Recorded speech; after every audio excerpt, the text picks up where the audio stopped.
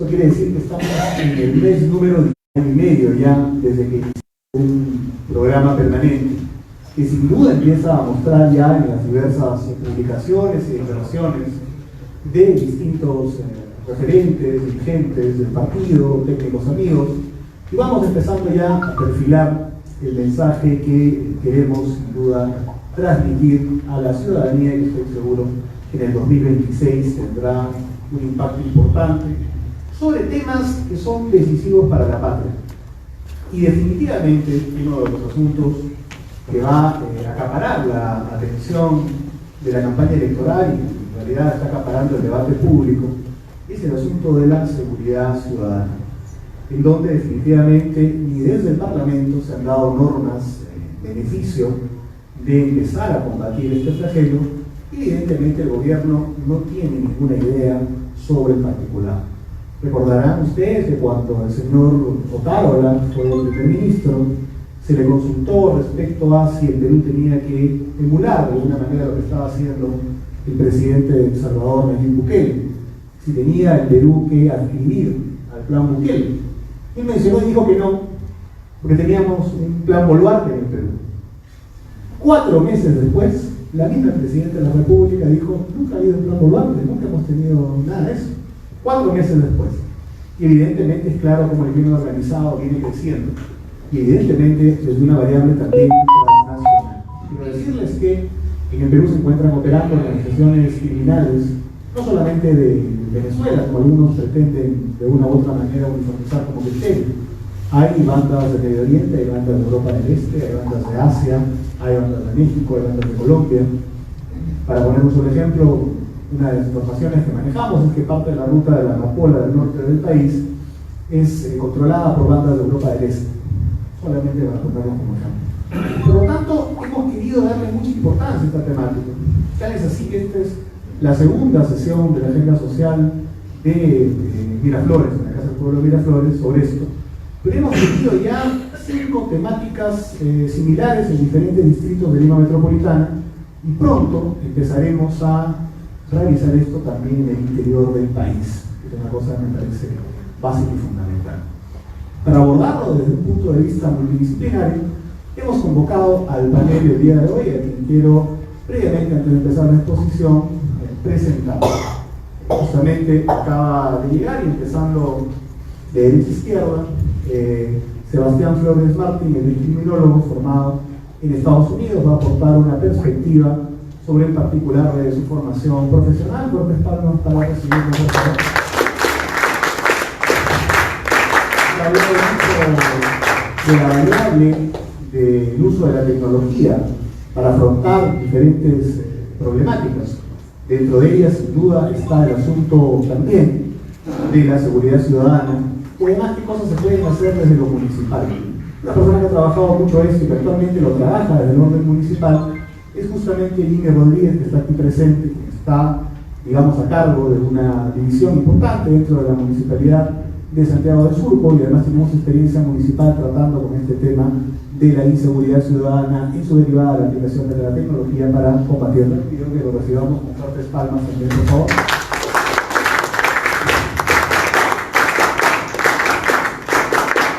Un usual asistente de las conferencias de la agenda social, quien ha asistido en el Agustino, en Cieneguilla, con la compañera Carmen Navarro acá presente, y evidentemente la segunda conferencia que hay aquí sobre el tema de seguridad ciudadana, un gran amigo personal, el general Vera, está acá presente, el general Vera de Llerena, general de la policía, que ha sido comandante general de la policía hace menos de 2 años, y creo que nos va a dar una visión muy importante también desde la mirada del Ministerio del Interior de la Policía. Lo recibimos con fuertes palmas también. Muchas gracias por estar.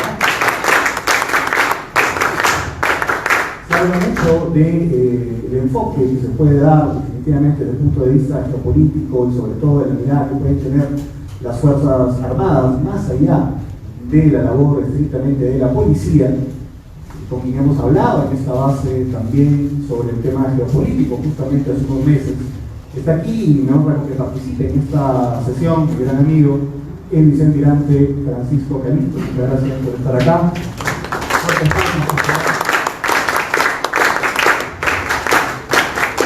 Para clausurar la jornada se encuentra aquí nuestro secretario nacional de organización, que está haciendo una intensa labor de rearme y vertebramiento del Partido del Pueblo a lo largo y ancho del territorio nacional. Muchas gracias por acompañarnos en esta sesión y por ser el protagonista de la clausura del día de hoy, mi querido compañero Enrique Melgar. Fuertes palmas para él, por favor. Agradeciendo infinitamente la hospitalidad de Luis Fernando Lindo, dirigente del partido en la base de Miraflores.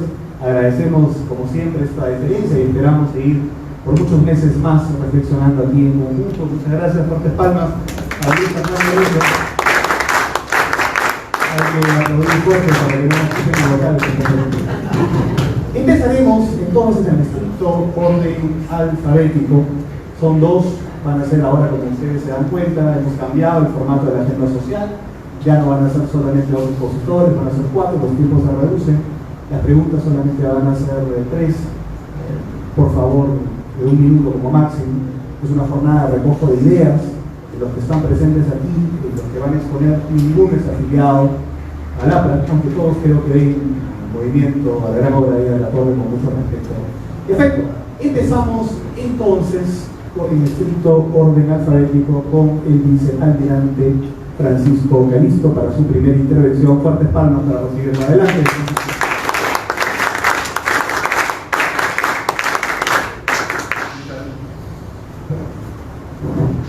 Muchas gracias, Enrique. Muchas gracias a continuar viendo diferentes puntos de vista sobre los problemas de salud nacional. Hablar de seguridad en el Perú no es muy, pero porque si no podemos entender el efecto y la causa, no vamos a transnacional, que es el peligro que en este momento tiene la mayor predominancia en el Perú, está atacándonos en forma constante y tenemos que entender como ciudadanía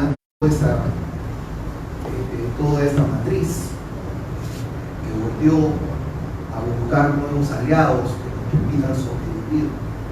Y ahí salió Venezuela, entró con mucha fuerza en esta ecuación para hacer sobrevivir.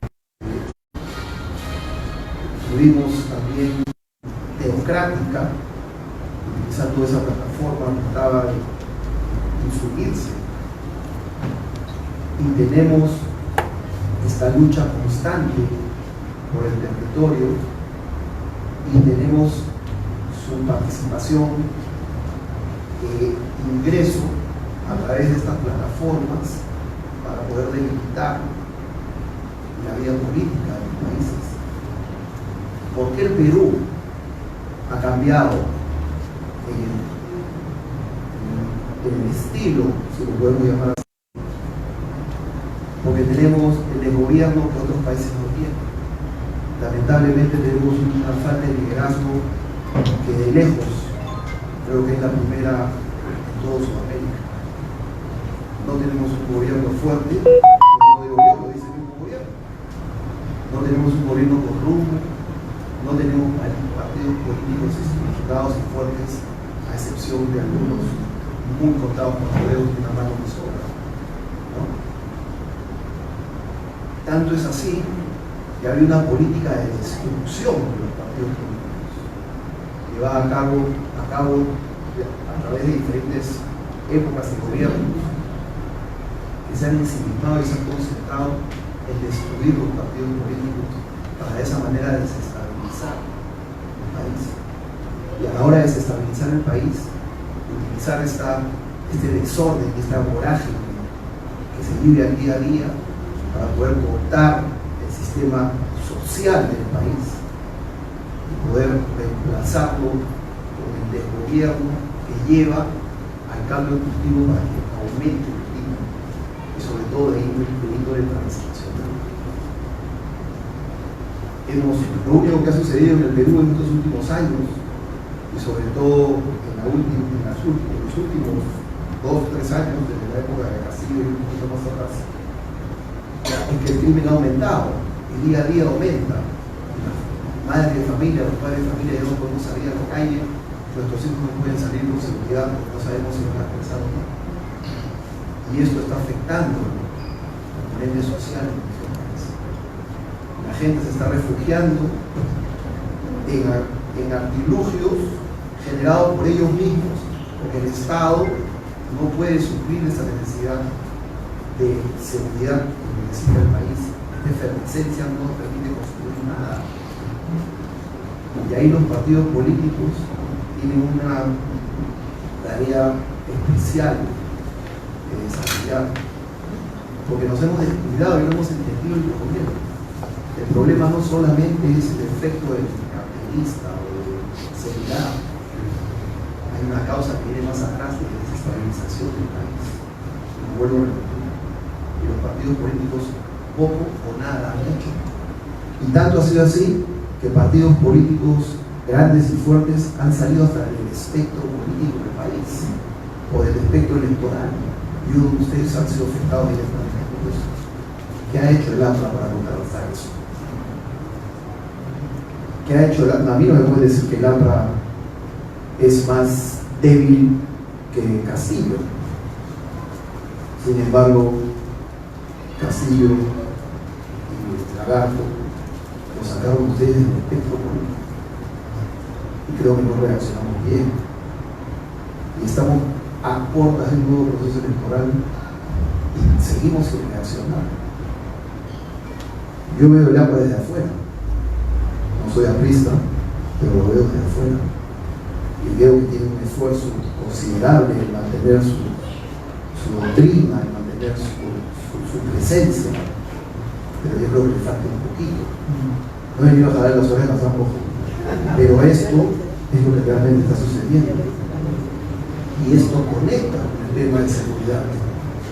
Porque están ustedes preocupados más en el día a día del partido que en el día a día del Perú, que ellos deberían estar más conectados.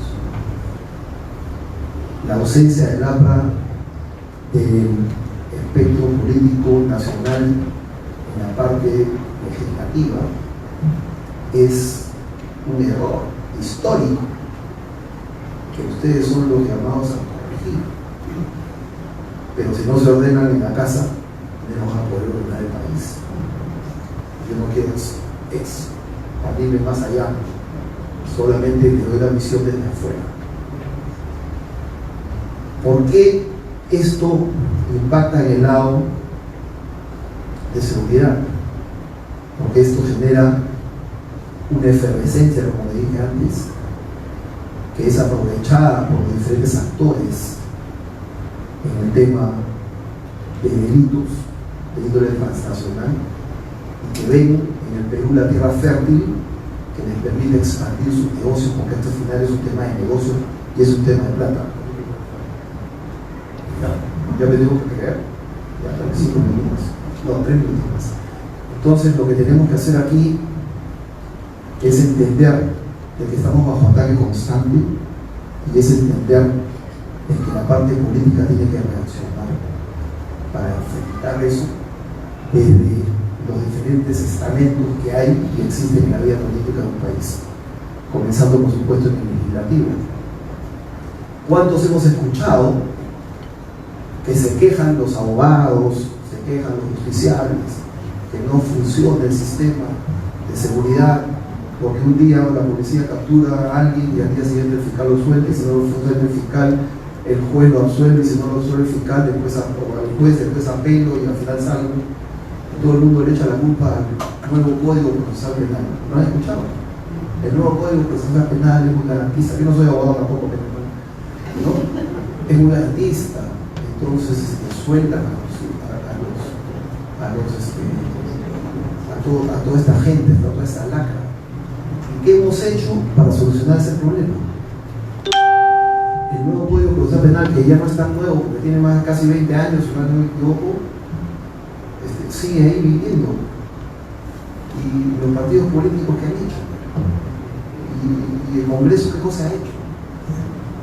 Esa es una tarea que vamos a tener que solucionar nosotros cuando venga el siguiente gobierno, y el AMPA tiene que estar presente ahí y sentar por fin en una mesa a todos los actores, la judicial, la defensa del pueblo, la fiscalía, la policía, los colegios de abogados, etcétera, etcétera, etcétera. que se sienten entre todos, encerrarlos ahí, poner el candado por afuera y no dejarlos salir hasta que no salga un nuevo código procesal penal que realmente atienda a la necesidad que tiene el Perú de justicia, porque el sistema como justicia no está funcionando, sistémicamente no está funcionando, y no hacemos nada, y estamos preocupados en otras cosas, de quién va a ser el candidato, de quién va a ser si fulano, si es del ala del sultán, y nos estamos peleando todo el día, cuando debemos estar enfocados en otras cosas.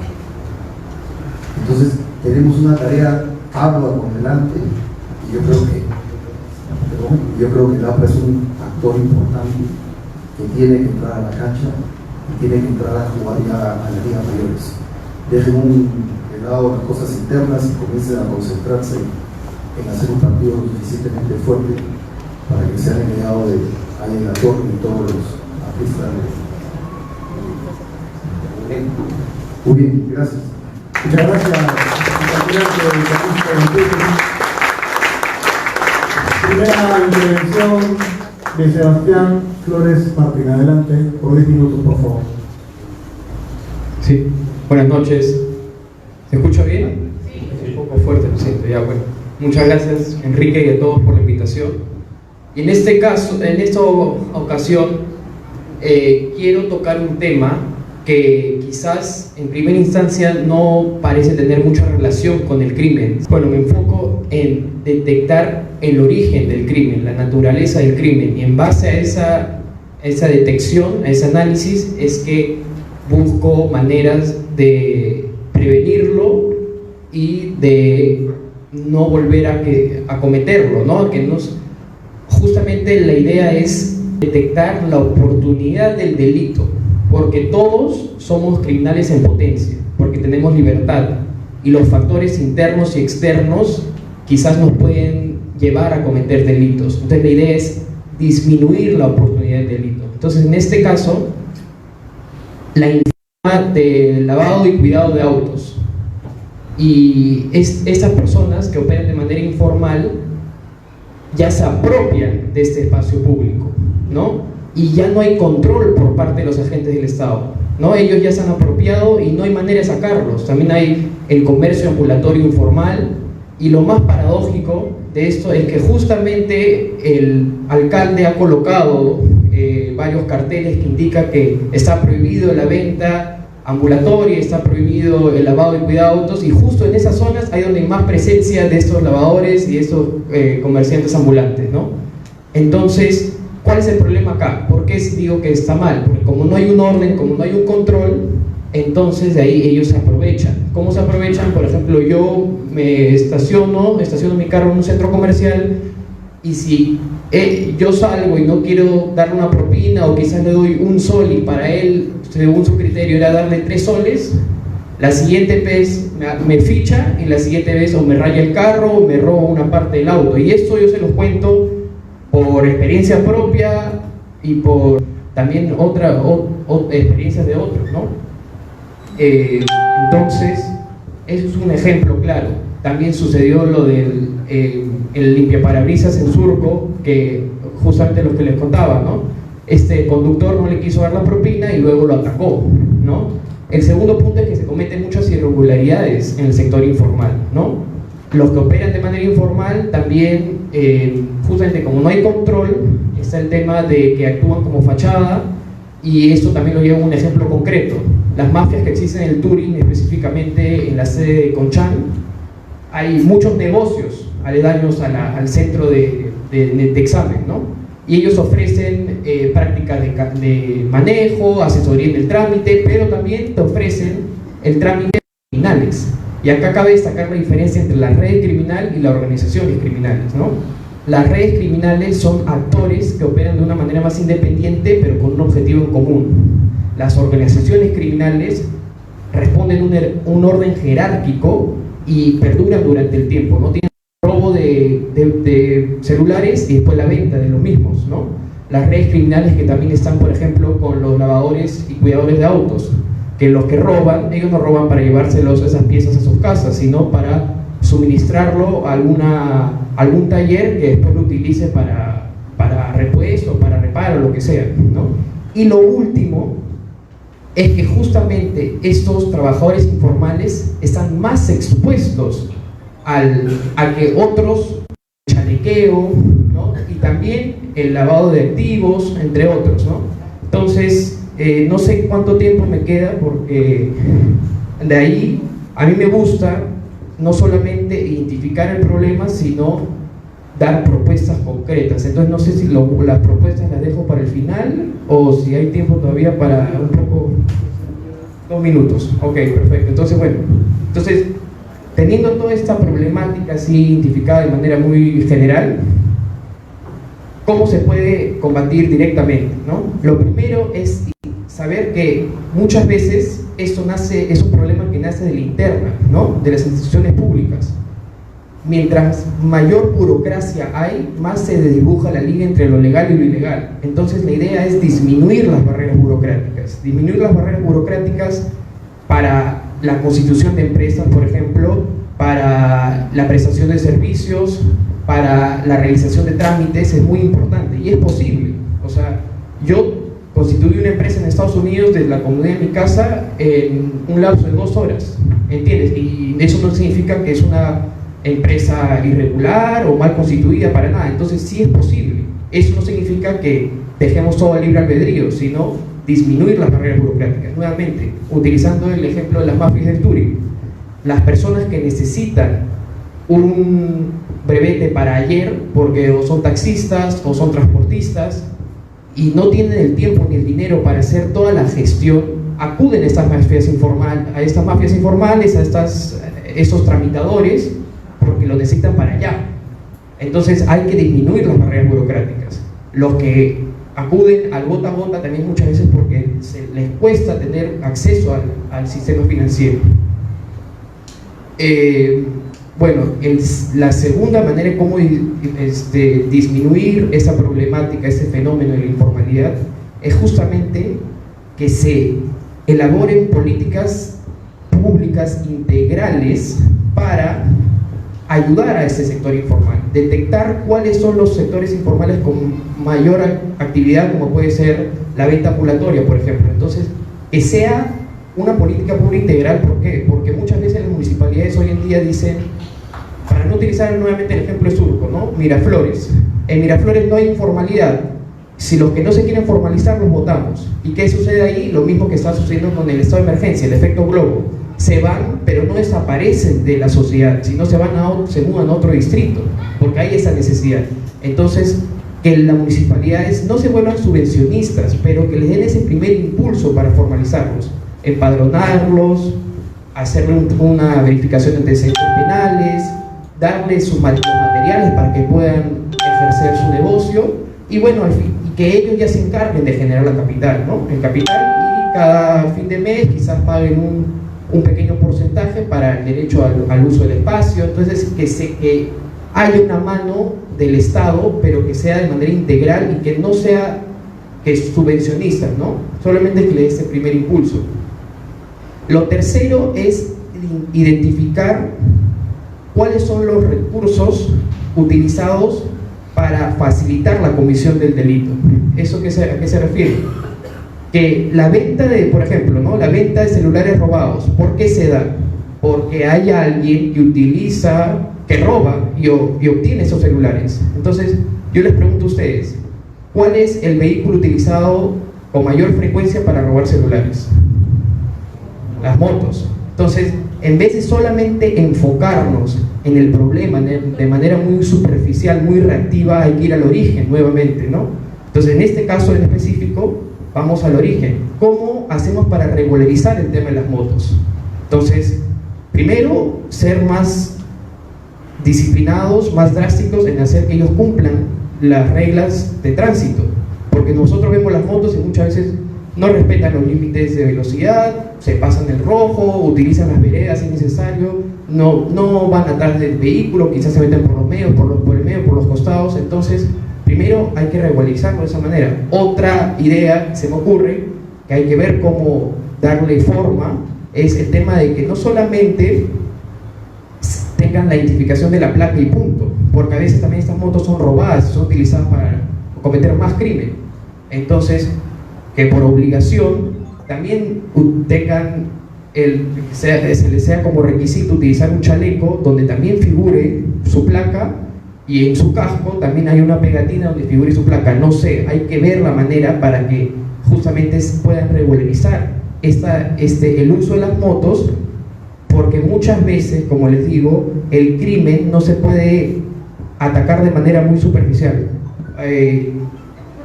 Desarticulamos este mercado porque vende celulares robados, pero después aparece otro y aparece otro, entonces hay que ir al origen del crimen, es muy importante, ¿no? Entonces yo he elegido tocar este tema para que un poco se den una idea de lo que es un criminólogo. En primera instancia detecta factores sociales que devienen después en problemas criminales, para ir al origen del mismo, erradicarlo y después prevenirlo, ¿no?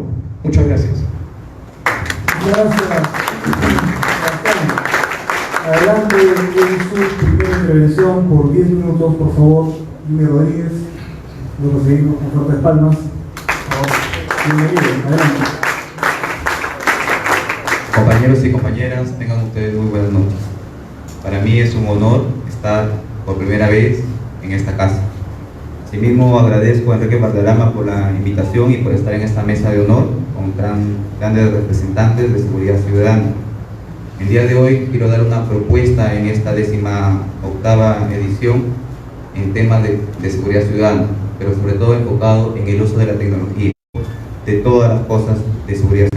Un tema amplio, complejo, y nosotros sabemos muy bien que está mal visto ante la sociedad. Pero la ley 27933, ley del Sistema Nacional de Seguridad Ciudadana, pero específicamente indica esa ley que debemos de realizar de carácter obligatorio la implementación del Plan de Acción de Seguridad Ciudadana, que es un conjunto de actividades para reducir los delitos y faltas que afectan a la inseguridad. Aparte de ello, hay un decreto supremo, que es su reglamento, que desde nacional, regional, provincial y local deben implementar sus observaciones, ya sabiendo otros, bandas, redes, todo tipo de incidencias delictivas. Pero con esta cámara analítica ya sería diferente. Que tiene esta cámara analítica, ¿y qué pasa? Yo últimamente me estoy dedicando a lo que es la gestión de riesgo de desastres también, contrarrestar la inseguridad ciudadana. Pero para esto, ¿qué se necesita? Presupuesto. Las municipalidades como Miraflores, Surco, San Borja cuentan con ese tipo de tecnología y con personal, y cuentan con el dinero, la solvencia para poder sostener a esos efectivos policiales. Un terreno, ¿no? Medición de terrenos. Hoy en día los drones sirven para persecución. El último caso resaltante que salió en las noticias fue la captura de delincuentes en Surco desde un dron. Detectaron a los efectivos policiales y los hereros y llegaron a la captura. ¿Sirve la tecnología? Sí. ¿Sirven los drones? Sí. ¿Salven esos tipos de vehículos con tecnología? Los amigos Arrantel Morras, dentro de cada distrito tienen sus territorios. Si ellos tienen sus territorios, ¿qué están haciendo las autoridades? ¿Por qué no también tenemos policías especializados en esos territorios? No lo tenemos. ¿Qué estamos teniendo? Policías uniformados esperando que cometan delito, en vez de ir a la búsqueda. Ustedes se van a impresionar, pero de cada 100 policías, solamente 3 o 4 investigan. Esa es la realidad del país. A máximo 100 a los delincuentes. Así los otros 95 están a la espera en las calles a que asalten a la espalda o a la esquina. Entonces la propuesta es que la decisión, el gobierno tiene que crear más policías especializados a la búsqueda de ellos. Por ejemplo, la inteligencia.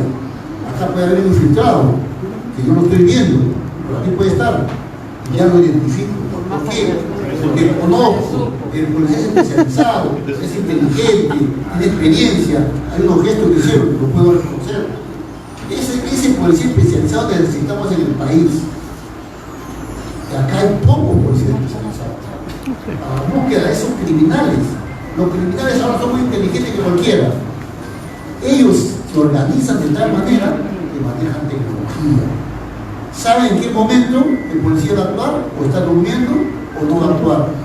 O cuáles son las debilidades del policía, de la autoridad, del fiscal y del juez. A través de sus intermediarios, debilitan, buscan la vulnerabilidad y debilitan las autoridades. Y siguen trabajando. ¿Se fortalecen cómo? Con el dinero de la extorsión de estos dos menores, se fortalecen y poco a poco van comprando departamentos, oficinas, vehículos, armamento y hacen bolsa para lamentablemente la autoridad peruana. Y nosotros no estamos actuando de esa manera. Yo a veces doy otras conferencias también y en Twitter y hago un llamado a que se tomen decisiones certeras de poder formar grupos especializados, autoridades, inclusive dentro de los gobiernos locales, grupos especializados en la búsqueda de ellos. Los sectores de inteligencia son importantísimos en cada lugar. Hay una nueva estrategia que es la inteligencia operativa que no lo estamos explotando de esa manera. Grupos de inteligencia operativa debe haber en cada distrito. Ese grupo de inteligencia operativa debe saber y dominar qué delincuentes están liderando en mi jurisdicción. Y ese grupo de inteligencia operativa está fortalecido con todo el presupuesto debido, con esos equipos tecnológicos, para poder ir a la casa cuando el cabecilla sabe que ya lo identificaron como un coronel que es valeroso, el coronel Reboredo, que se fue a Trujillo y dijo al cabecilla: yo te estoy buscando.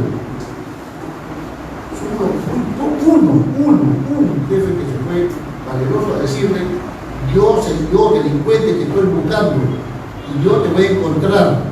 Esa es una forma de ir decidida de poder combatir la delincuencia. Pero si no lo identificamos, no le decimos eso, ellos están dominando. Si es en Lima, la improvisación es peor.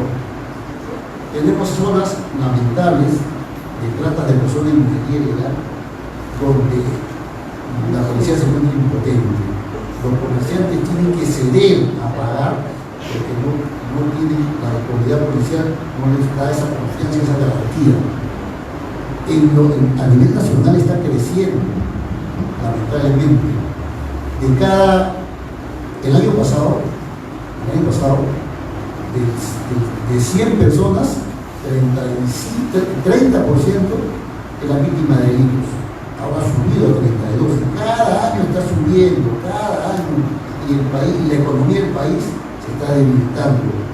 La pobreza está creciendo justamente por la delincuencia.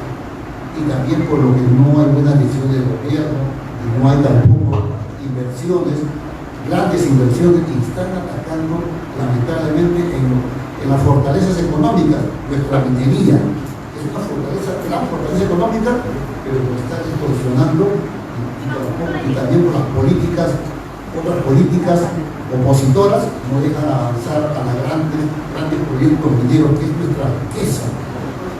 Ellos se van, el delincuente, la organización criminal se va porque hay mucho dinero y ahí están atacando. ¿Qué hacemos? Propuestas, la tecnología que dice INE, pero se está haciendo de manera diversificada en gobiernos locales. Yo vengo del estado del año pasado en México. El C5 en México es una política pública de gobierno, donde centraliza todas estas grandes tecnologías locales, las centraliza, pero es una decisión nacional, donde obliga, y acá debe haber una ley del Congreso, obliga a todas las empresas, gobiernos locales, hasta vecinos que tienen afuera de sus casas cámaras, obliga a que se centralice en una central de cónsulo, de comando, de comunicaciones, de contacto ciudadano. Ese es el C5. ¿Cuánto vale el C5? 1.500 millones de soles. Que sí hay en el gobierno, sí hay el presupuesto. Es toma de decisiones. ¿Quién lo debe de liderar? Debe liderar el PCN. ¿Quién debe estar involucrado? Todos los alcaldes que estén esté poniendo a disposición toda su tecnología. En ese centro debe haber centro de monitoreo, centro de análisis, debe haber arcos de seguridad tecnológica, donde en cada distrito donde se identifica todos los vehículos y también efectivamente la información del rostro. A la delincuencia hay que demostrarle que nosotros lo estamos identificando y siguiendo, pero si no hacemos nada al respecto, ellos, entre comillas, coloquialmente se pasean con la autoridad. Entonces, yo creo que también otra propuesta es apoyar a las autoridades. ¿Cómo apoyamos en la seguridad de las autoridades? Con ustedes, conciencia de seguridad de ustedes. La conciencia de seguridad de uno es evitar ser asaltado. A veces estamos tan distraídos, pero que le damos una comidilla delincuente nosotros. Tratar de no hablar en la calle, no ser por celular. Tratar de asegurar su cartera. Tratar de estar mirando atentamente. Y ya la seguridad es tarea de todos. Y la conciencia de seguridad debe tener cada uno de nosotros estar velando por su propia seguridad para evitar, porque hoy, como estamos viendo, que no tenemos la autoridad no se abastece, un policía ahorita está pidiendo 500 personas. No es posible. Debería, el ratio es que un policía debe cuidar a 200 personas. Pero como no hay muchos policías, entonces no podemos cuidar a los demás. Tenemos que ver la forma de estar también. Esa tecnología de la alerta, tenemos que estar también alerta en todo momento. De estar alertando también al amigo, al vecino, también de manera segura, informar. Entonces, aquí creo que es un desafío tremendo. Me preocupa mucho que no haya decisiones, grandes decisiones políticas públicas del gobierno, de creación de estos grupos especiales. Yo insisto de que la policía debe fortalecerse con estos grandes grupos especializados que vayan a la casa del delincuente, que vayan a buscarlos a donde estén. Yo soy un poco muy arriesgado y quería hacer eso en zonas de emergencia. Ya que el gobierno está diciendo que una policía va a estar en emergencia, pues entro a todas las casas. ¿Por qué no tomamos esa decisión de estar en la búsqueda constantemente y esos señores no van a irse a otro, lamentablemente se van a ir a otra jurisdicción, pero bueno, limpian las jurisdicciones. Pero si no hay estas decisiones, lamentablemente el ministro que está haciendo, ingresando del sector interior, no hay esas decisiones de políticas públicas que se necesitan en este país. El segundo problema más grande después de la corrupción es la inseguridad. No lo estamos tomando de la mejor manera. Estas propuestas están muy buenas. Tenemos que, en estas reuniones, tenemos que lanzar estas propuestas a los amigos para que puedan hacerlo viable. Y hay proyectos. La legítima defensa, efectivamente, se ha tenido que ver una realidad en la cual, a pesar que el policía actuaba el policía no ejerce legítima defensa. El policía actúa en acto de servicio. En civil sí actúa en legítima defensa. Y a pesar de que el policía actúa en acto de servicio, lo están denunciando. A pesar de que hay una ley que también ha sido denunciada a los jueces que han podido, y al fiscal también. Yo una vez llegué a una unidad policial donde un policía había matado a un delincuente. Yo fui a felicitarlo y a apoyarlo. Y dije a mis policías, nadie me detiene a estos oficiales. Si el fiscal va a pedir acción, ustedes se oponen porque está la ley, la ley dice en todo momento que la policía actúa en acto de servicio. Ahora ha salido fortaleciendo a los ciudadanos que ingresa una una persona extraña a su recinto, usted puede actuar, no tengan temor, ustedes pueden actuar, porque la ley está. Ingresa a su vehículo, una persona está con usted adentro, usted puede actuar. Usted puede actuar de alguna manera, porque ya está en la ley. Eso es bueno que están dando fortaleciendo al ciudadano. Pero ustedes están actuando porque naturalmente el delincuente está regresando a todos lados. Entonces, bueno, es una forma, y hay las escasas decisiones del Congreso, una escasa, pero no son buenas. Finalmente, pero nos unamos todos, hagamos conciencia de seguridad, que sigamos estas grandes decisiones, principalmente la preocupación en la seguridad y el gran partido de esta persona. Muchas gracias.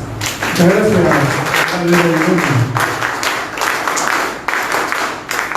Quiero saludar rápidamente la presencia de Antonio Mauricio Aló, miembro de la Comisión Política Nacional del Partido del Pueblo. Fuerte palmas, por favor. Lo mismo para mi querida compañera Carmen Najarro, miembro de la Comisión Política Nacional, también fuerte palmas. Para el subsecretario nacional de organización, Javier Travesaño, gracias por estar acá. Para el secretario general del partido en la base de San Isidro, François Novarro, fuertes palmas, por favor.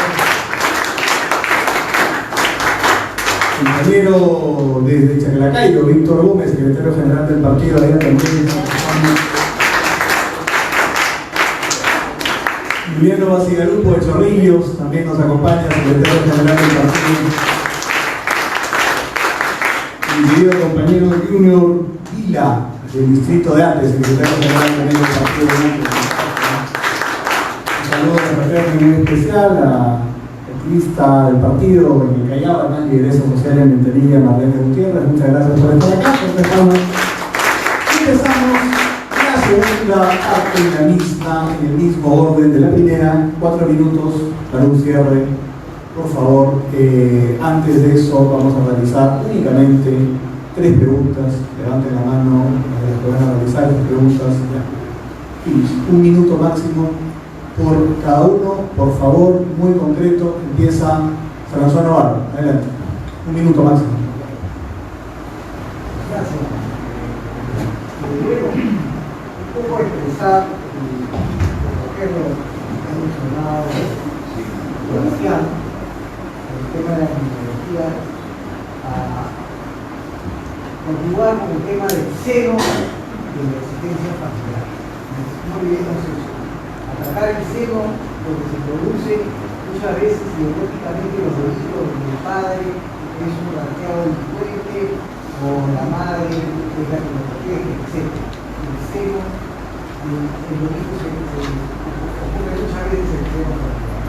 En el tema de lo que hablaba de la tecnología, no olvidar también el tema de los escáneres, por ejemplo, en las avenidas principales que pueden estar vehículos o placas que ya están desarrolladas y el tema de la sincronización de los sistemas. Por ejemplo, en San Isidro creo que tenemos el sistema usuario con un software de ómnibus, ¿no?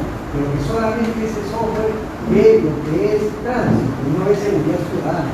No está integrado, como usted bien lo decía, a otros programas como el Datapron que se utiliza en Turquía, Brasil, o el que tiene IVA metropolitana. Entonces hay que articular eso, no solamente el tránsito, sino tener software que se puedan aplicar al tema de la seguridad ciudadana, no solamente el tránsito, como decía, sino hay sistemas especializados, integrados. Y obviamente se necesita presupuesto. ¿Cómo solucionar la terrorismo? Se necesita aporte de gobiernos regionales, se necesita aporte de gobierno central. Eso es importantísimo. Sin presupuesto no hay nada. El IVA, sencillo, el deporte, el dispositivo que usted ha mencionado tiene solvencia propia, recursos propios, los gobiernos están al día. ¿Cómo se hacen en lugares centros? No me voy a los lugares recónditos de provincia, de libertad, sino un giro mixto, ¿no? Por eso ustedes tengan su plan en la pared. ¿No? Y para terminar un poco, está muy bueno estar acá, a veces he estado allá, Y voy a decir algo que no lo digo ya, pero lo digo acá. Y con eso termino el exceso de los minutos. Estamos hablando de la criminalidad, estamos hablando del origen, estamos hablando de dónde ocurre, en la calle, en el seno familiar, en las redes criminales, en las organizaciones criminales. Nos olvidamos, por ejemplo, de personajes como Domingo Pérez, como Vera Barba, como ese ciudadano que es policía de actividad con Chávez. Entonces, nos olvidamos de la criminalidad demostrada de la presidenta con los suntuosos sobre los Rolex, por ejemplo. Entonces, no nos olvidemos de eso y mencionemos. Y también mencionemos la corrupción de algunos policías. No se dice que la policía es corrupta, hay algunos policías que son corruptos. Podrá ser, hay que identificarlos plenamente. Pero las mafias organizadas, lo dije en esa mesa alguna vez, es posición de que habla y del equipo con el cual trabajamos en la seguridad ciudadana, que el ministro del Interior debe ser un civil. Perfecto, un político, un líder, hay algún nombre, pero los focos de corrupción que hay en el Ministerio del Interior, por ejemplo, ¿quién dice algo de eso? Y no solamente en el Ministerio del Interior, sino en el Ministerio de las Fuerzas Armadas. Gasolina, repuesto, ahí lo veo. Hablemos de eso también, porque si arriba viene, ¿cómo se Por favor, respetemos escrupulosamente el minuto. José Izarra, por favor. Buenas noches, bienvenidos. Obviamente mi resolución no tiene nada que ver con usted y yo todavía estoy contento de que quieran afiliarse al partido.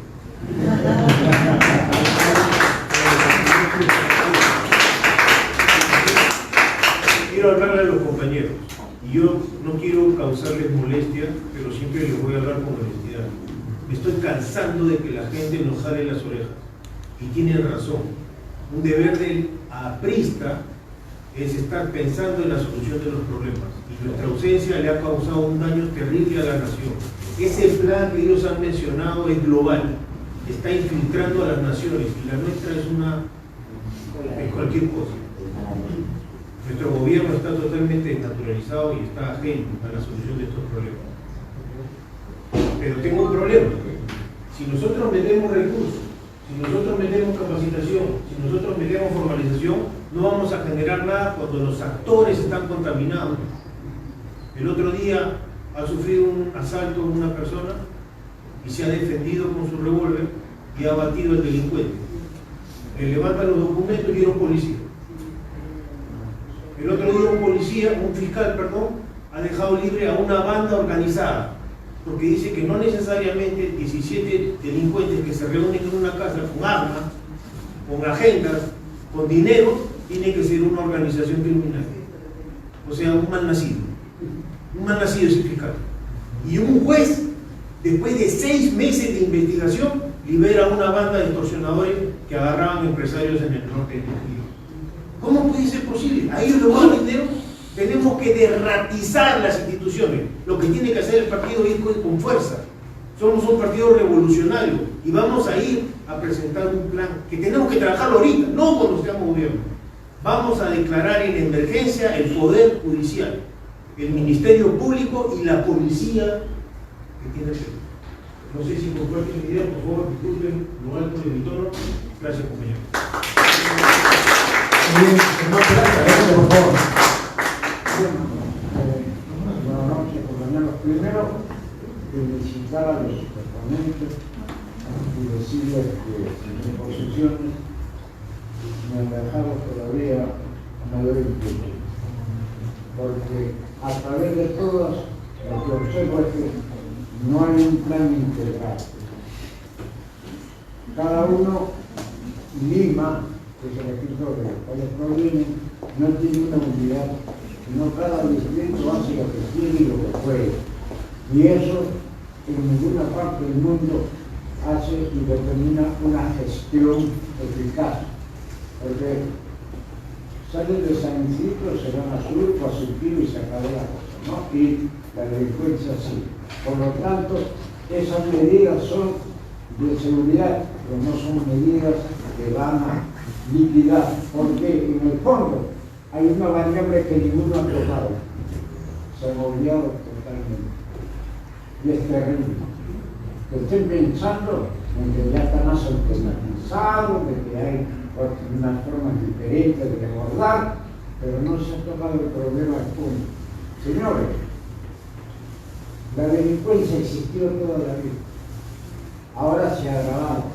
Por lo tanto, este es un problema que requiere de un manejo de política de gobierno que no existe. Y eso significa que tiene que ir de la mano con la educación.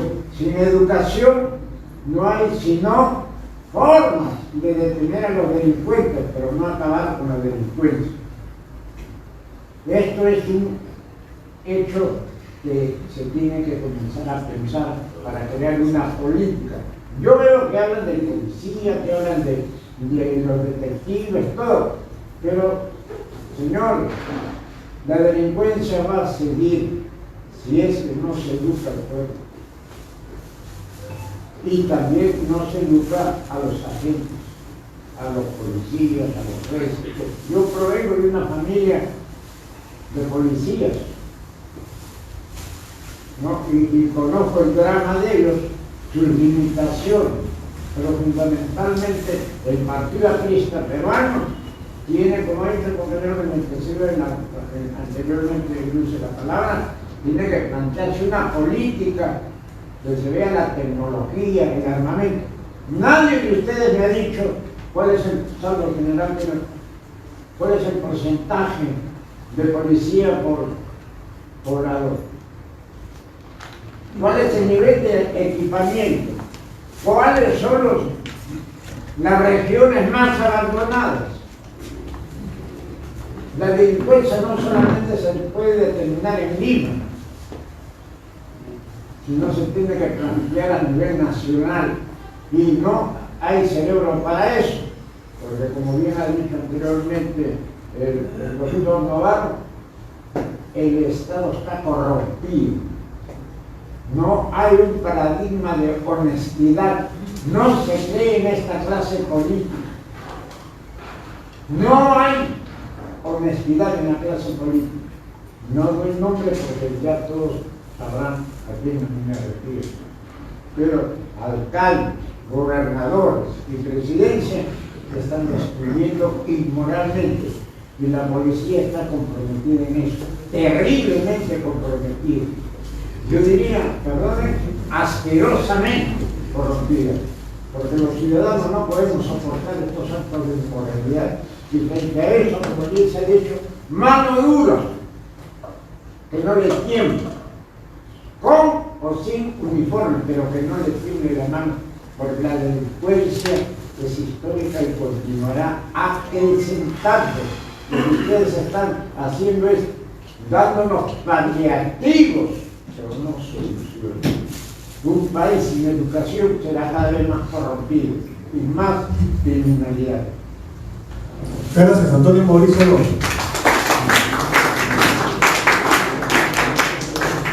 Buenas noches. Suscribo lo dicho por mis compañeros aquí, pero solamente quisiera hacer algo, o resarcir al general Luis Vera Llanos, en el sentido que él, siendo comandante de la Policía Nacional, fue destituido injustamente por Pedro Castillo. Yo creo que este partido ve que es algo injusto e innecesario, por lo tanto pido un aplauso para acompañar a la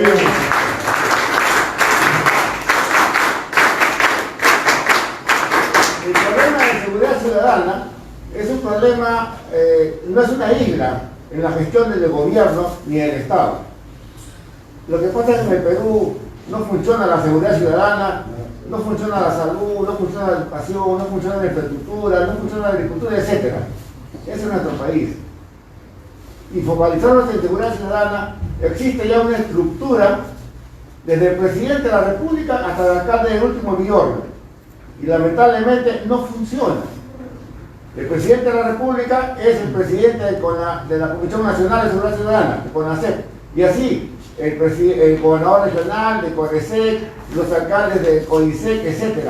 Pero no funciona.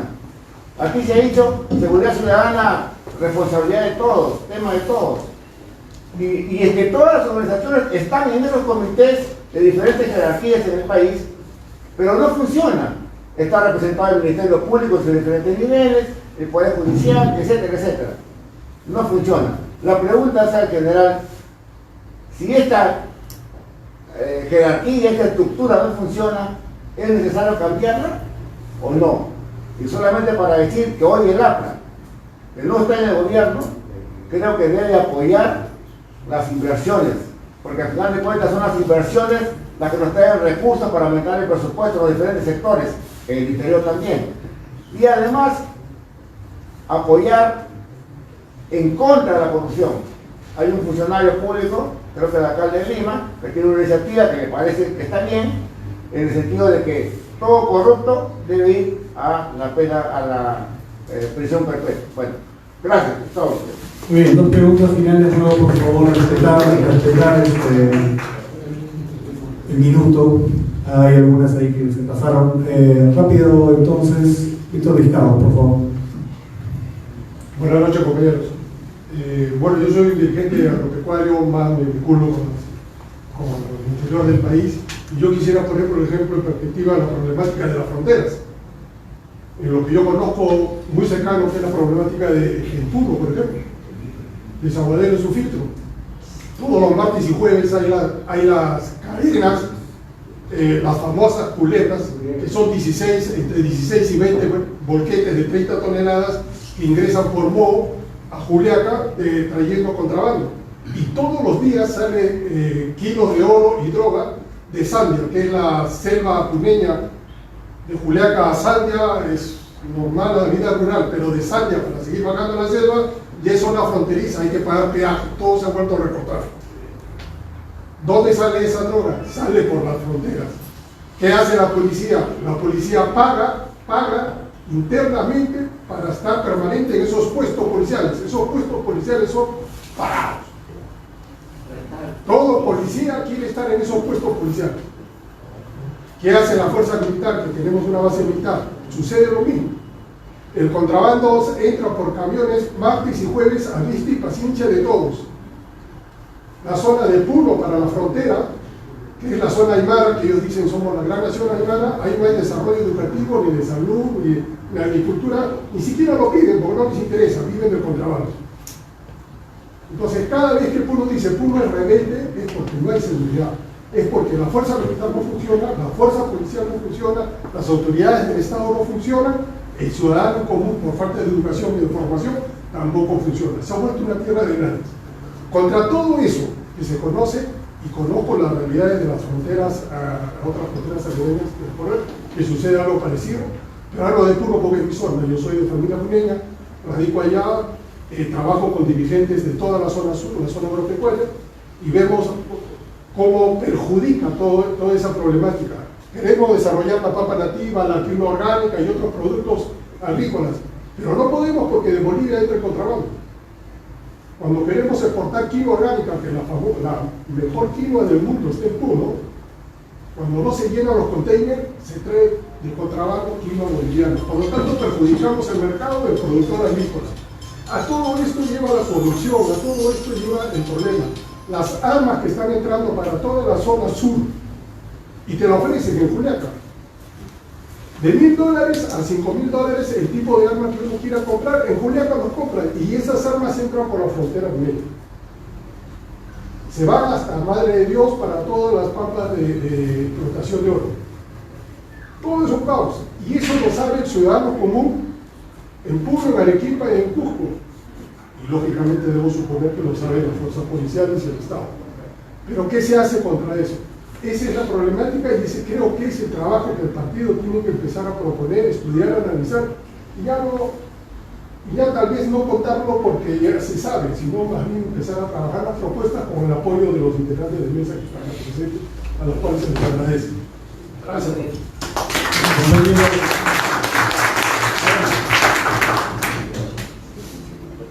todos. Yo voy a ser breve en la pregunta que voy a hacer. Esta pregunta va para cualquiera de los ponentes, que ya le va a responderla. Yo quería plantear lo siguiente. Quería saber si sería el momento oportuno para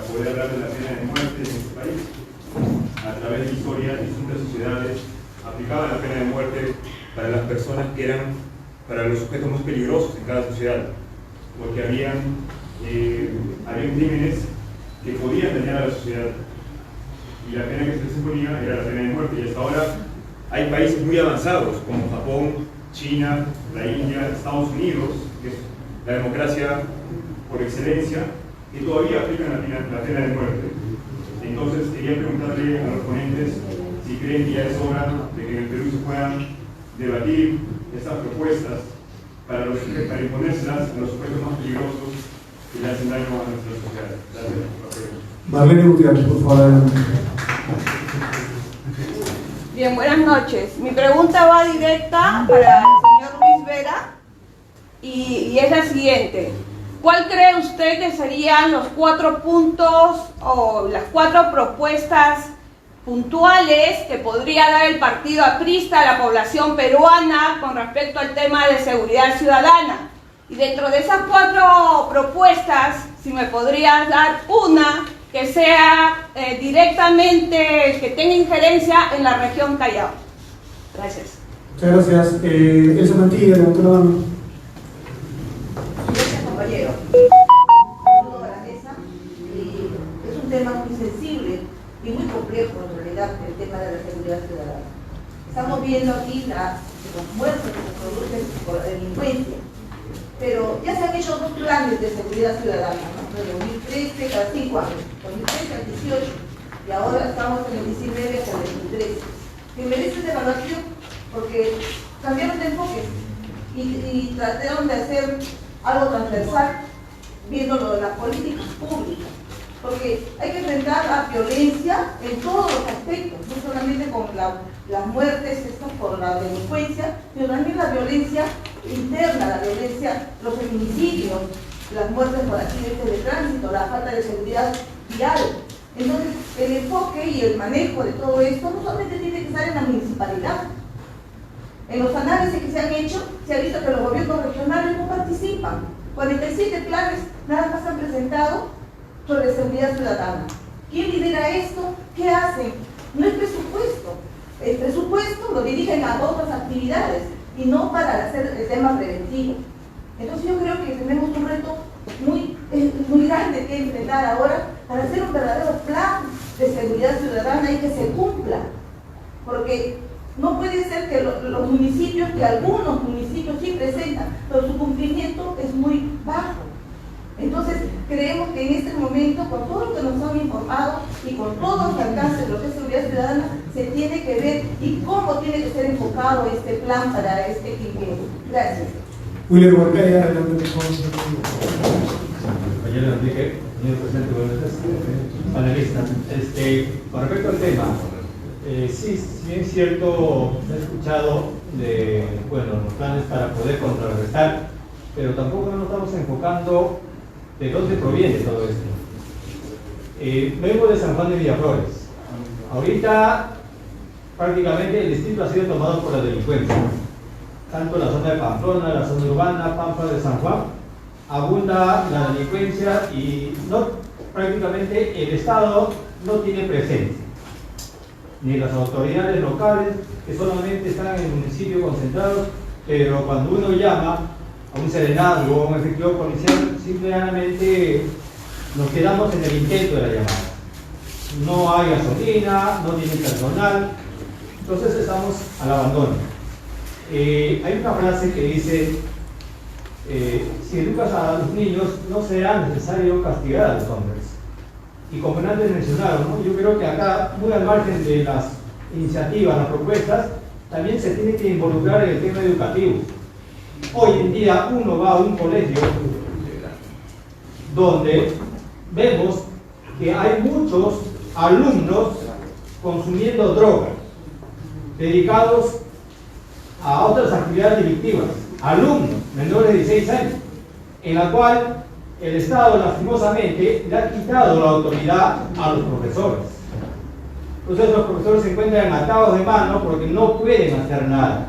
¿Por qué? Porque si no, de inmediato son denunciados. Entonces ahí se ve que está incrementándose la cantidad de jóvenes prácticamente, y peor, estamos en una crisis económica, social, vemos que estos jóvenes optan, y ahí están las famosas redes, quienes lo captan a ellos, ¿para qué? Para que ellos puedan delinquir. Entonces yo creo que el trabajo que se debe hacer, también se debe pensar, y nosotros como partido debemos involucrar este trabajo de mediano a largo plazo. Entonces termino para felicitar el tema que se está tocando, y compañero Enrique, también me gustaría que este tema de repente haya la oportunidad de hacerlo en San Juan de Miraflores para poder seguir haciendo el efecto mutuo. Lo hacemos, lo haremos. Intervención final, Carlos, aquí por favor, un minuto. Hace muchos años vemos que se hacen una serie de planes contra la inseguridad y vemos cómo los que pagan los platos rotos son los policías, porque son los policías los que mueren en la calle. En la calle no muere el fiscal, en la calle no muere el juez, en la calle no muere el que trabaja en la cárcel. Eso se la llevan. ¿Y no les parece a ustedes, señores, que la policía puede hacer mucho? Pero ¿qué hacemos con los fiscales? ¿Qué hacemos con los jueces? ¿Y qué hacemos con el INPE, con sus cárceles? En donde en las cárceles los presos, los delincuentes, han transformado la cárcel como universidades de delito, porque ahí es donde justamente se especializan en hacer cada día mucho más daño a la sociedad. El fiscal acaso es el que persigue, como dice el general, al delincuente en los lugares donde roban, donde matan. El fiscal está esperando que el policía le haga el informe. Y a pesar de la prueba, el fiscal lo suelta. Y a pesar de las pruebas, el juez lo suelta. Y cuando van a la cárcel, en Urigancho, los presos viven todo el día jugando pelota, tienen desayuno, tienen almuerzo, tienen comida, no les falta nada. Y también otras diversiones tienen. Entonces, con ese plan, ¿creen ustedes, compañeros, que la inseguridad va a tener éxito cuando los delincuentes saben que ahí, que con estos fiscales, con estos jueces y en esas cárceles van a vivir felices porque tienen de todo? Mientras tanto, el que paga los datos es el pueblo. Como dice el general y el almirante, nosotros vivimos preocupados de nuestros hijos, de nuestros nietos. Mi hijo no puede salir a la calle a jugar las parques porque tenemos miedo que algo puede pasar. Entonces yo creo que, compañeros, el plan, un plan contra la inseguridad, tiene que ser un plan más serio, un plan que tenga toda la razón de una política de Estado global, en donde haya una organización que maneje esto. De otra manera, me van a perdonar, pero vamos a seguir hablando 10 años después, lo mismo, que sí, que la inseguridad crece, que la inseguridad crece, y no hay solución. Solamente eso quería preguntar.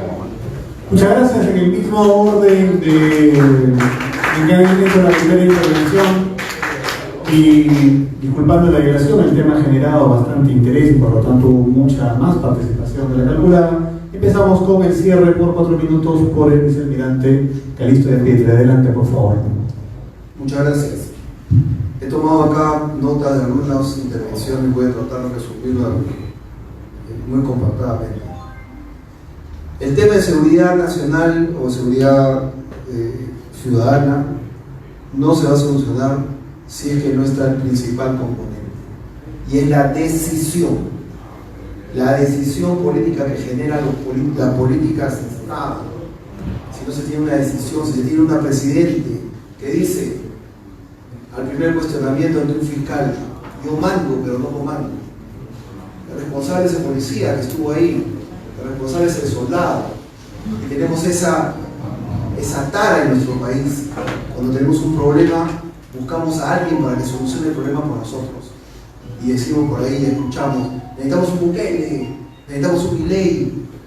Esa es la forma de actuar. Necesitamos una persona que realmente se coma el pleito del Perú y que no busque al costado a ver quién va a hacer el trabajo por él. Eso es lo que se necesita en el Perú: políticas de Estado que van más allá de los gobiernos de turno. policías que defiendan el Estado y no al gobierno de turno, igual que las Fuerzas Armadas. Eso es lo que se necesita. Y esas políticas de Estado generan políticas públicas, pero nada de esto se va a dar si es que no se tiene la decisión política. Y acá el presidente o el presidente tiene que apechugar y ponerse al frente. Y no necesitamos muchos ejemplos, porque los tenemos acá al costado, nada más en Ecuador. ¿Qué estamos esperando los partidos políticos para tomar el control de la situación? Que se descarrile el Perú. Eso es lo que queremos. Nos va a costar muchísimo trabajo recuperar todo el terreno que hemos perdido por la falta de decisión política, porque a eso se ha dedicado el comunismo en este país, a destruir la institucionalidad, a destruir a los partidos políticos, para que se genere el caos y sea el caldo de cultivo perfecto para invadir su ideología putrefacta en este país. Eso es lo que ha sucedido. ¿Qué cosas han hecho los partidos políticos en todo este intersticio de tiempo? Tenemos que apelar a la tecnología para esto, sí, al presupuesto también. Y no es que no se pueda hacer, porque sí se puede hacer y ya se hizo en el Perú.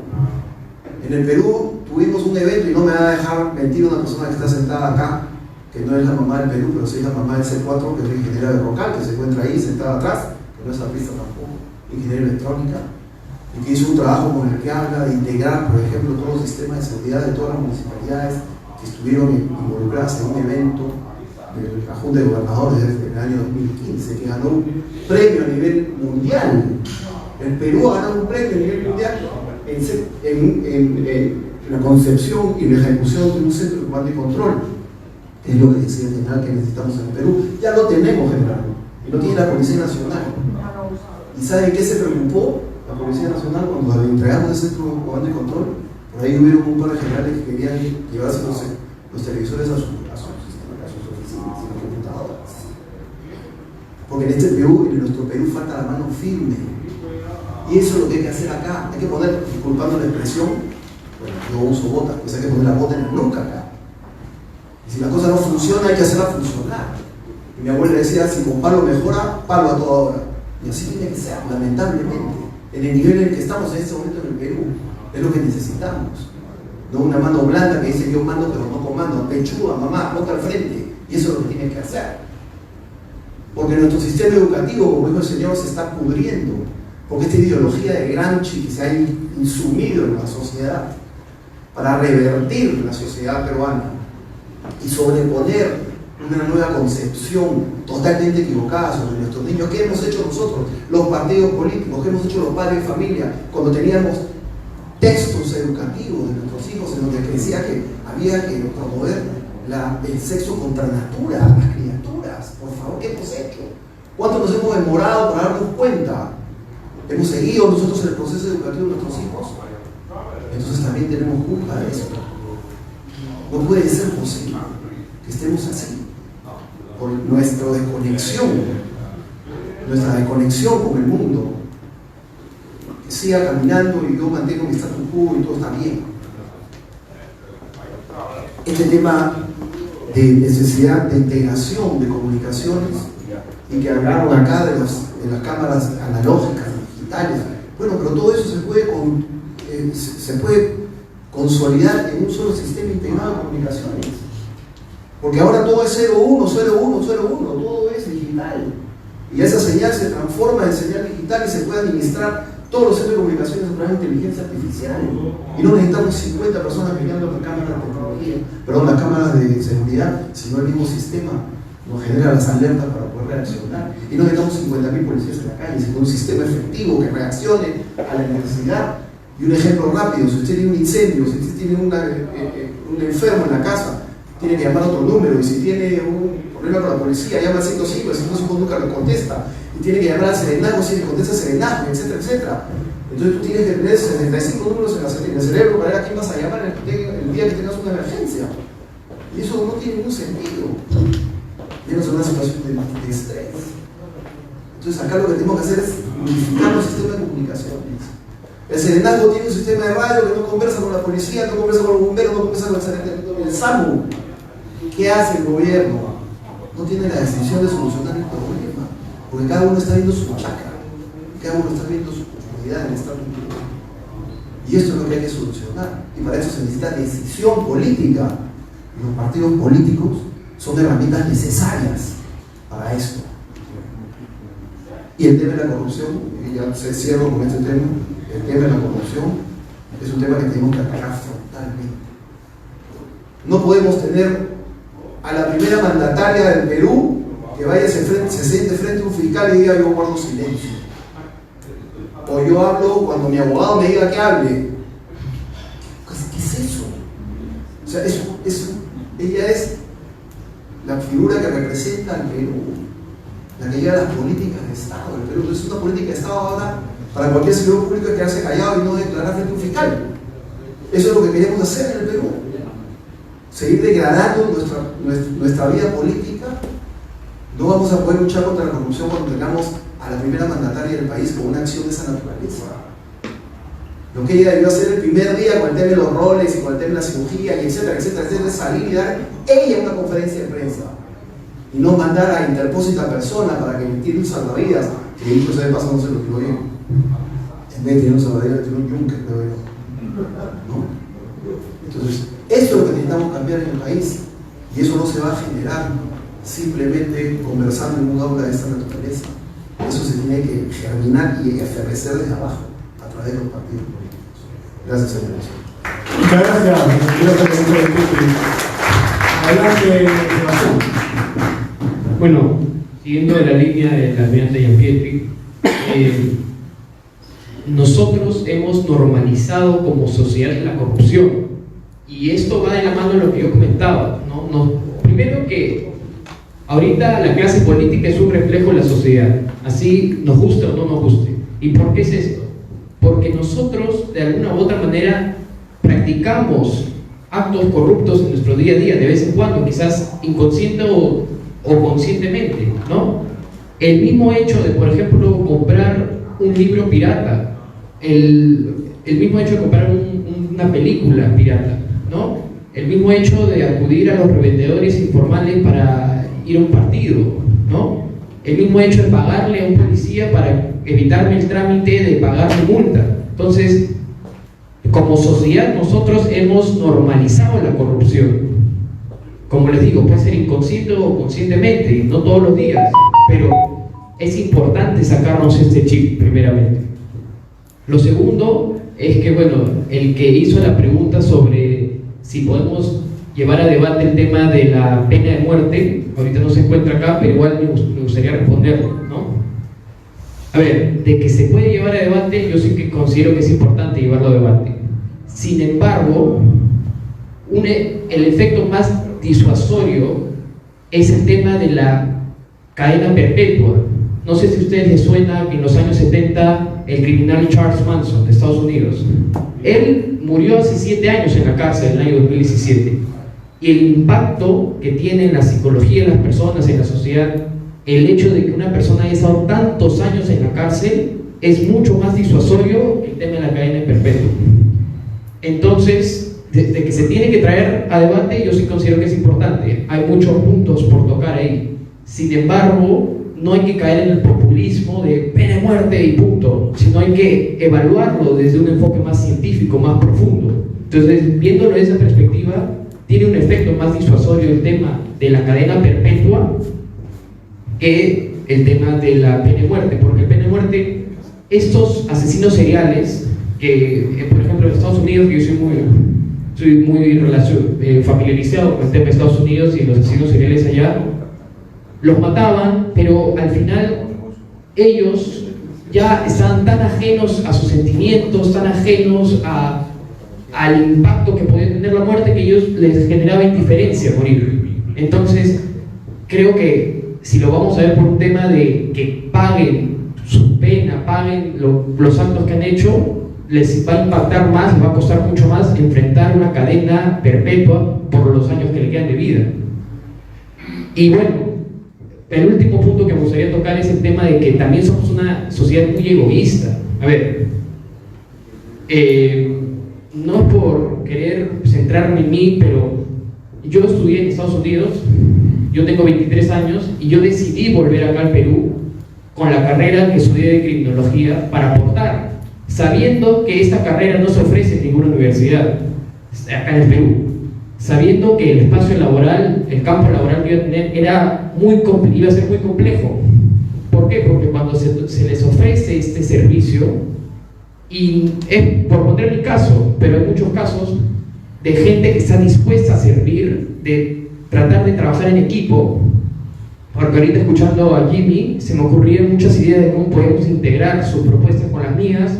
Yo también propuse un proyecto de ley de tema de las body cams, y cuando se presenta, muchos de los funcionarios actuales como que te hacen a un lado. Ellos creen que tienen la respuesta para todos. Pecamos de soberbia muchas veces, pecamos de egoísmo, de individualismo. Entonces tenemos que trabajar en políticas integrales de Estado, pero de manera conjunta, como equipo, ¿no? Entonces ahorita tenemos la oportunidad de que estamos a puertas de una contienda electoral donde se tiene que formar un equipo técnico, no solo basado en el populismo y en el sentimiento, sino también en la ciencia, en el estudio, en el análisis, porque basándonos en el último gobierno de Alan se supo apoyar de gente técnica, de gente que conocía de los temas, y es por eso que hubo mucho progreso, ¿no? Entonces, bueno, nada más quería tocar esos temas y les agradezco la oportunidad nuevamente. Muchas gracias por estar acá. Adelante, Jimmy Rodríguez, cierre por favor de 4 minutos. Adelante. Bueno, primero quiero darles un alcance. Sí hay capacitación en seguridad ciudadana, pero hay presupuesto también. Hay un programa presupuestal 0030 que tienen todas las comisarías, especialmente las OPC. ¿Qué son las OPC? Oficinas de Participación Ciudadana. Yo les estoy hablando de la manera técnica, no de manera macro, porque yo he estado en el campo y conozco. La Policía Nacional realiza lo siguiente: escuelas juveniles. No sé si han escuchado de las BAPES, que son las Brigadas de Autoprotección Escolar, la Taxi Seguro, brigadistas, juntas vecinales, pero lamentablemente solo hacen para cumplir y para que puedan retribuir ese dinero otra vez en las comisarías, y también para retribuir ese dinero en las municipalidades y ganar un plan de incentivo. O sea, simplemente lo hacen por cumplir en el papelito y nada más. ¿Pero hay sostenibilidad? No. 2. ¿Qué indica la ley? Que aquel funcionario, alcalde, que no asista a las reuniones, que no cumpla con los acuerdos en el acta, que no realice las acciones conjuntas que han establecido dentro de las actividades, pueden ser sancionados hasta 30 días con trabajo comunitario. Inclusive los efectivos policiales que no llegan a estar en las reuniones se les pueden cambiar, y yo fui uno de ellos que mandé mi documento al Ministerio de Interior, que el comisario siempre mandaba a su representante, y cambiaron ese comisario. Pero acá lo hacen, no, simplemente les entregan la documentación para que vayan a firmar. No hay decisión política, no hay apoyo de las entidades del gobierno. ¿Y yo por qué me voy a los gobiernos locales? Porque los gobiernos locales cuentan con otro tipo de personal, que son los personales de serenazgo. Y la seguridad ciudadana se vincula para todo. Yo la seguridad ciudadana lo estoy vinculando con gestión de riesgo de desastre. ¿Y qué tiene que ver eso, dirán ustedes? En la gestión de riesgo de desastre se capacita para el tema de sismos, ¿correcto? Primeros auxilios. Ahí les indico, señores, saben que hay un dispositivo móvil que ustedes pueden apretar y ustedes no van a poder saber quién es, van a detectar rápido. Asimismo, pueden hacer uso de la tecnología de esta manera, de un sistema integrado. Yo he aceptado la propuesta, o he venido acá porque mi objetivo es poder llegar a nivel nacional, de que todos se integren a su tecnología que tengan. Sería espectacular. Y si ya lo tienen, hay que tocar la puerta y que lo utilicen. Aparte de eso, les dije las buenas prácticas, que las municipalidades sean capaces de orientar a las otras municipalidades que no tienen los recursos. Capacitación, inducción, ideología Bukele. Yo estoy de acuerdo con ello, pero hay que analizar, como dijo mi compañero, tenemos que tener un análisis de información y para eso se necesita una Big Data. Esperemos que en el corto tiempo tengamos una ciudad inteligente que nos va a permitir avanzar mucho en todo sentido. Por ejemplo, ustedes se demoran para hacer un trámite, ¿correcto? Se demoran demasiado. Ahora hay dispositivos que solamente haces un clic con tu DNI y automáticamente los dos te ayudan. Y ya está. Se formalizó, se instruyó, se organizó, se capacitó. Pero no hemos visto nada de eso. En el tema de la corrupción es muy ambiguo y es difícil de acabar, pero como les digo, o sea, no es que quiera incluir la tecnología, pero con las herramientas, si saben que yo tengo un bodycam acá, voy a pedir plata. Si saben que hay una cámara que me está espiando, voy a dejar mi vehículo estacionado. Si saben que hay una cámara que me detecta cuando estoy haciendo un acto delictivo, ¿ustedes creen que yo me voy a acercar? ¿O voy a migrar a otro distrito? Y el sistema tiene que ser integrado. Y hay una parte que yo aprendí: tenemos que realizar un sistema de comando de incidentes a nivel nacional. Una sola persona que lidere esa acción y el resto de nosotros nos subordinamos. Hay que ver un especialista. Si es en tema de incendio, ¿quién tiene que priorizar las acciones? Bomberos. Y la Policía Nacional y la municipalidad se subordinan o apoyan a ellos. No que yo soy policía, yo soy bombero, tú tienes tu frecuencia, no, una sola, un lenguaje estandarizado, una sola comunicación, un solo procedimiento. Porque solamente en el Perú hay procedimientos y no hay protocolos. Entonces, les invito a la reflexión. Señores, también ustedes desde su casa siempre eduquen a sus hijos, hagan ver videos, ¿no? Cómo combatir la delincuencia desde casa. Y cuando escuchen o que van a la Policía Nacional, matricúlense en los talleres que son gratuitos y no solamente aprenden tema de karate, sino también cómo combatir la delincuencia. ¿Ya? Muchas gracias. Gracias a Guillermo Rodríguez. Intervención final de Roberto Herrera Lorena. Adelante. Bien, felicito a los interventores por su gran preocupación y estas consultas importantes. Yo voy a pasar a responderles. Primero, la preocupación de que se debe o no estructurar o una nueva estructura dentro del Ministerio Interior o en la propia Policía Nacional. Efectivamente, tenemos que estar acorde a la nueva realidad criminal. Estamos con una estructura desde hace 20 años, la misma estructura. Primero, que el presupuesto, el 90% del presupuesto lo maneja el Ministerio Interior. Del 100%, 90% y 10% lo maneja la policía. O sea, de ahí se distribuye a unidades ejecutoras. ¿Y ustedes quiénes creen que compran los vehículos, armamentos, uniformes? ¿La policía? No, lo compran los civiles del sector interior, y donde a veces hay fallas, hay especificaciones técnicas que tienen que dar los usuarios, que somos la policía, y no lo hacen bien. Y eso se demora, mucho se demora, años. La policía no puede tener estos recursos por la demora de una oficina general de administración dentro del ministerio, donde no están identificados, no están identificados por su policía. Ellos deben estar preocupados que a la policía no le falte nada, ninguna medio logístico, pero lamentablemente ustedes ven que pues, la parte tecnológica, sobre todo de la comisaría, no funciona.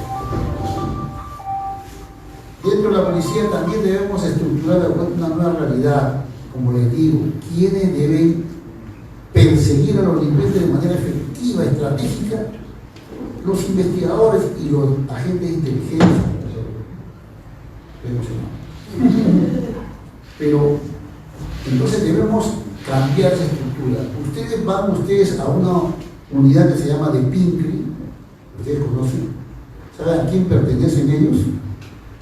No pertenecen a la élite, pertenecen al coronel jefe de las comisarías.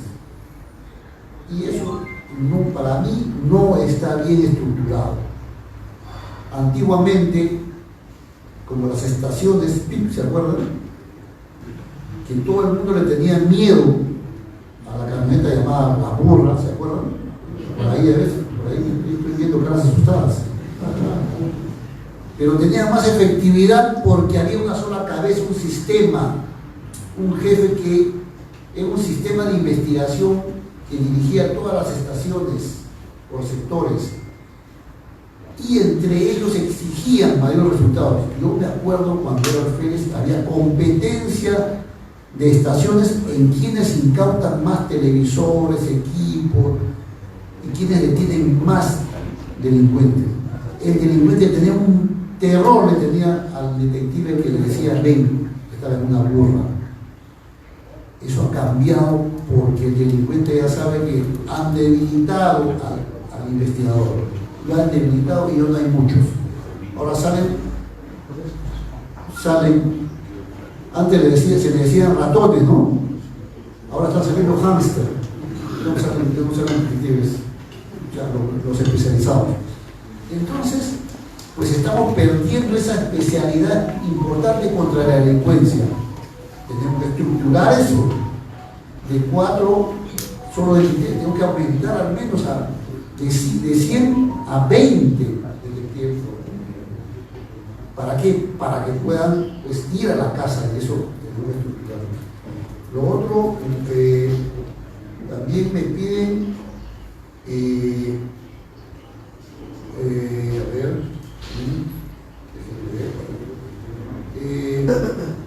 efectivamente la educación es importantísima. Bueno, yo me atrevería a exigir que regrese la educación cívica, el curso de educación cívica en los colegios, porque eso nos convierte más nacionalistas, más conscientes de nuestra patria. Lamentablemente los jóvenes niños han perdido ese amor a la patria, de entregar la vida por la patria o hacer algo por la patria. Hoy día alguien bota un papel en la calle y nadie le dice nada. ¿Dónde está la acción cívica, la educación cívica? Nosotros nos enseñaron. Me atrevería a que regrese la instrucción militar en los colegios, para formarlo con disciplina y lleguen a sus casas educados. Se ha perdido la educación. Está pasando en el Callao, está pasando esto, que los colegios, en el salón solamente el niño estudia hasta los 11 años, 10 años, 11 años y abandona. Hay un abandono tremendo. ¿Por qué? Porque hay familias disfuncionales. Como yo fui jefe de Divincri Callao, se acerca una jovencita de 12 años y yo estaba justo, llegaba a la puerta. Señor, venía con su hermanito de 8 años. Yo quiero saber dónde puedo llevar a mi hermanito. ¿Por qué? En mi casa mi mamá fuma, mi papá fuma, los dos están durmiendo, fumando, y mi hermano tiene que comer, no lo educan. Quiero saber dónde lo pueden educar a mi hermanito. Así como esas experiencias hay muchas en el tema, porque los gobiernos regionales locales no le dan énfasis a la educación y hay problemas en los hogares. No van a visitar a los hogares qué está pasando. Propuestas para la seguridad ciudadana.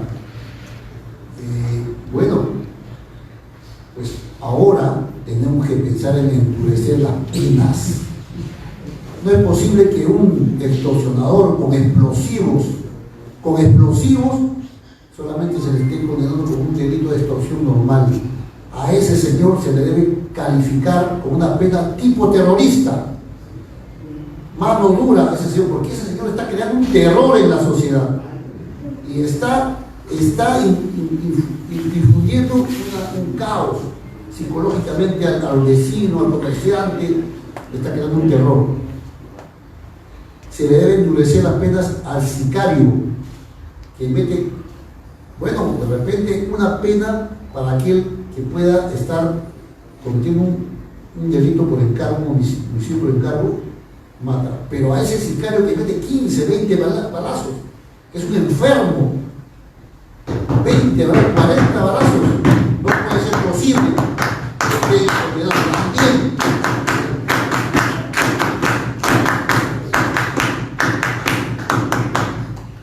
Tenemos que reducir los beneficios penitenciarios a los cabecillas, a los delincuentes. Tenemos que reducir. Están dándole muchos beneficios a aquellos que pues tienen un tiempo y supuestamente en los penales se están portando bien, están trabajando, y estos criminales salen en poco tiempo. Tenemos que crear estos penales para grandes cabecillas, para oraciones criminales, penales especializados en oraciones criminales, cabecillas peligrosos, en lugares donde no tengan ninguna comunicación. Actualmente las órdenes para matar salen de los penales, las órdenes para extorsionar salen de los penales, el dinero que cobran por los cupos van a los penales. Y de ahí dirigen. Tenemos que buscar la forma de decisiones políticas de un sistema penitenciario fortalecido con penales en lugares estratégicos donde no haya ninguna comunicación. Fortalecimiento de la tecnología en la seguridad ciudadana. Estas ideas que tenemos, la buena tecnología en gobiernos locales, tenemos que plasmarlo a nivel ya como una política de Estado. Entonces, tenemos que fortalecer. Finalmente en el Callao, pues en el Callao es una zona crítica, que también ya no solo el Callao, ahora es Tumbes, es Piura, es Arequipa, a nivel nacional está aumentando. En Puno también. Fortalecimiento de estos grupos especiales de inteligencia operativa, de detectives inteligentes, con todos los medios, esos grandes valerosos policías, pero tenemos que incentivarlos, motivarlos, que vayan, concientizarlos, que vayan a entregar su vida para el país contra estos criminales. Muchas gracias, señora. A continuación, las palabras de lectura de nuestro compañero secretario nacional de organización, Enrique Melgar Moscoso, a quien recibimos con fuertes palmas, por favor. Adelante, compañero Melgar.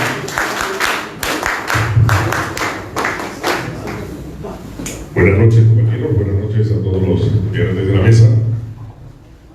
En realidad, después de toda esta vasta exposición de motivos, donde se ha analizado el delito transnacional, la informalidad, los delitos tecnológicos y cómo el crimen está debilitando la economía de nuestro país, creo y tengo que saludar esta propuesta que va dentro del marco de la agenda social liderada por Quique Valderrama, y hoy con la presencia de los amigos Francisco Calisto, Luis Vera, Sebastián Flores y Jimmy Rodríguez.